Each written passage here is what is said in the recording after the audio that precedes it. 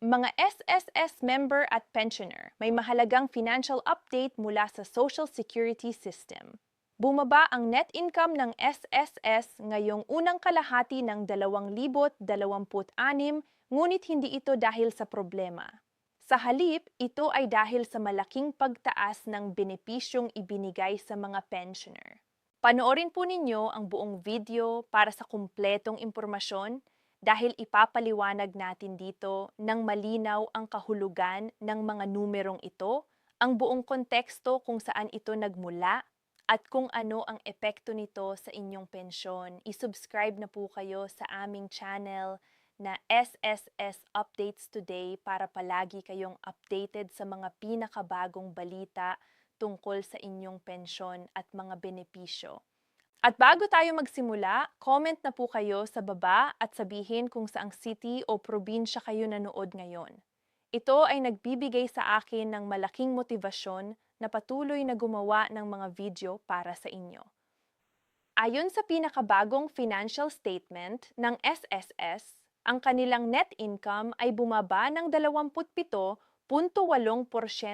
sa unang kalahati ng 2026 mula 66.5 bilyong piso noong parehong panahon noong nakaraang taon, patungo sa 48 bilyong piso ngayong end June 2026. Bakit bumaba ang net income? Ang pangunahing dahilan, tumaas ang kabuuang gastusin ng SSS ng 26.8%, umaabot sa 200 at 6.8 bilyong piso, na pangunahing dulot ng pagtaas ng benefit payments na tumaas ng 19%, umaabot sa 173.5 bilyong piso.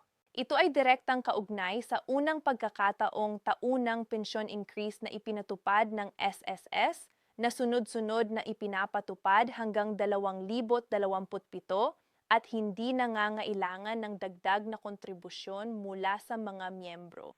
Ngunit mahalagang malaman, kahit tumaas ang gastusin, tumaas din ang kita ng SSS mula sa iba't ibang mapagkukunan.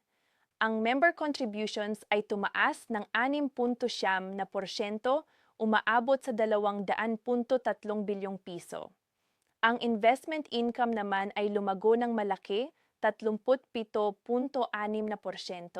umaabot sa 33.2 bilyong piso.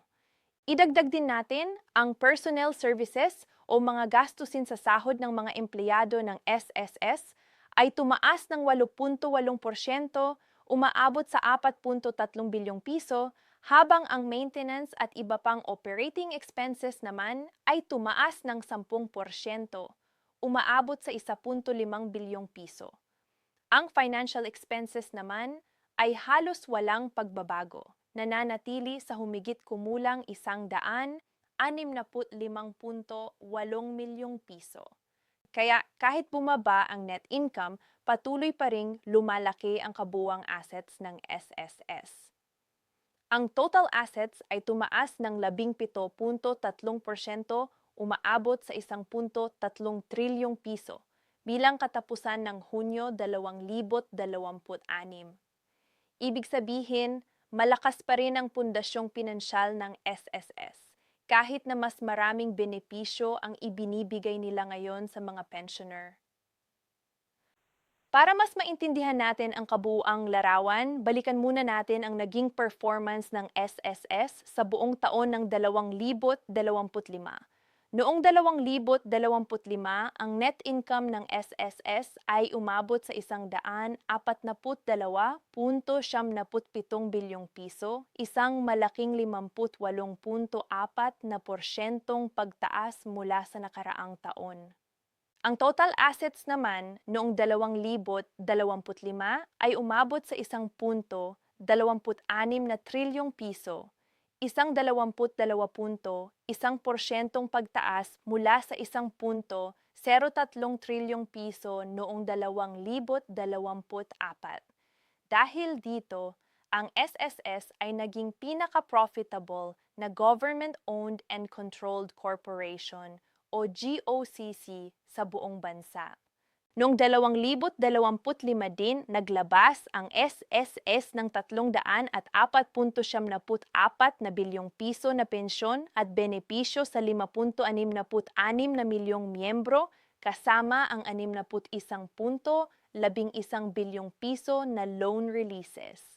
Bukod dito, binawasan din ng SSS ang interest rate sa kanilang mga pangunahing loan facility mula 10% patungong 8% lamang at pinalawak nila ang pension loan program para saklawin din ang mga survivor pensioner na nagdagdag ng benepisyo sa humigit kumulang 1.2 milyong miyembro.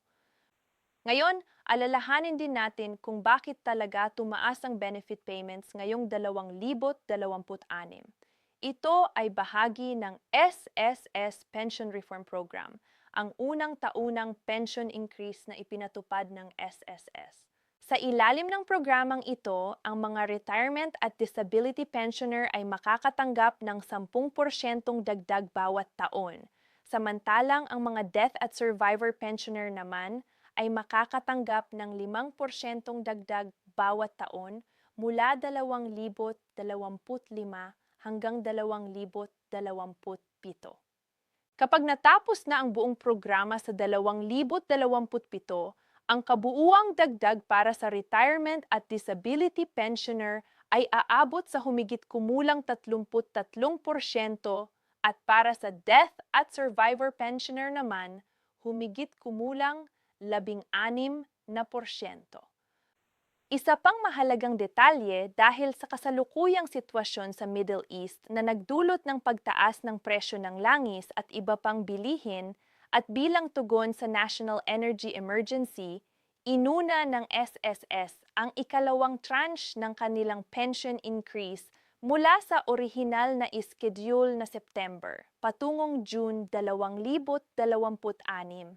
Humigit kumulang 4.1 milyong pensioner at ang kanilang pamilya ang direktang nakinabang sa maagang implementasyong ito dahil mas maaga nilang natanggap ang kanilang dagdag na pensyon sa panahong talagang kailangan nila ito sa gitna ng mataas na gastusin sa enerhiya. Bukod sa mga benepisyo at pensyon, may isa pa tayong dapat pag-usapan, ang Pension Booster Program o tinatawag ding Voluntary Provident Fund.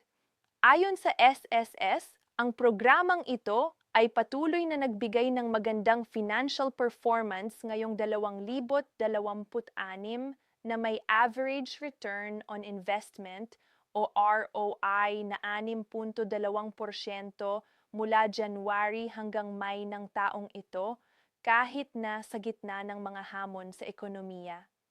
Ibig sabihin, para sa mga miyembrong nag-i-invest sa pension booster, malakas pa rin ang kita nito at maganda itong dagdag na paraan para palakihin ang inyong savings para sa retirement. Ano ba talaga ang ibig sabihin ng lahat ng numerong ito para sa ating mga ordinaryong SSS member at pensioner? Una, ang pagbaba ng net income ay hindi senyales ng kahinaan ng SSS. Sa halip, ito ay resulta ng aktibong pagbibigay ng SSS ng mas malalaking benepisyo sa mga pensioner sa pamamagitan ng kanilang unang taunang pension increase program. Pangalawa, patuloy pa ring lumalago ang kita ng SSS mula sa member contributions at investment income na nagpapakita na malusog pa rin ang batayan ng kanilang kita. Pangatlo, patuloy pa ring lumalaki ang kabuuang assets ng SSS na umaabot na ngayon sa 1.3 trilyong piso na nagsisilbing proteksyon at seguridad para sa mga darating na obligasyon ng SSS sa hinaharap. At pang-apat, ang lahat ng dagdag na benepisyong ibinibigay ngayon sa mga pensioner ay hindi nangangailangan ng dagdag na kontribusyon mula sa mga kasalukuyang nagtatrabahong miyembro. Ibig sabihin, hindi kayo dagdagan ng babayaran para lamang masuportahan ang mga dagdag na pensyon ng ating mga pensioner. Para sa ating mga aktibong nagtatrabahong miyembro na hindi pa pensioner, mahalaga ring malaman na ang matatag na kalagayang pinansyal ng SSS ngayon ay nagbibigay ng seguridad sa inyong sariling hinaharap na pensyon. Sinabi mismo ng SSC Chair at Finance Secretary na dahil sa magandang performance ng SSS, mas sigurado ang kanilang mga benepisyo at retirement sa hinaharap. Kaya patuloy lamang kayong maghulog ng inyong buwanang kontribusyon dahil ang mga hulog ninyong ito ang siyang bumubuo sa reserve fund ng SSS na sumusuporta sa lahat ng benepisyong ating tinatalakay ngayon. Bilang buod, ang bumabang net income ng SSS sa unang kalahati ng 2026 ay hindi dapat ikabahala ng ating mga member at pensioner. Sa halip, ito ay senyales na aktibong ibinibigay ng SSS ang mga benepisyong nararapat sa mga pensioner sa pamamagitan ng kanilang unang taunang pension increase program. Kasabay nito, patuloy pa ring lumalago ang kabuuang assets ng SSS na umaabot na ngayon sa 1.3 trilyong piso, na nagpapakita ng matatag na kalagayang pinansyal ng ating pension fund kahit na mas maraming benepisyo ang ibinibigay nila ngayon.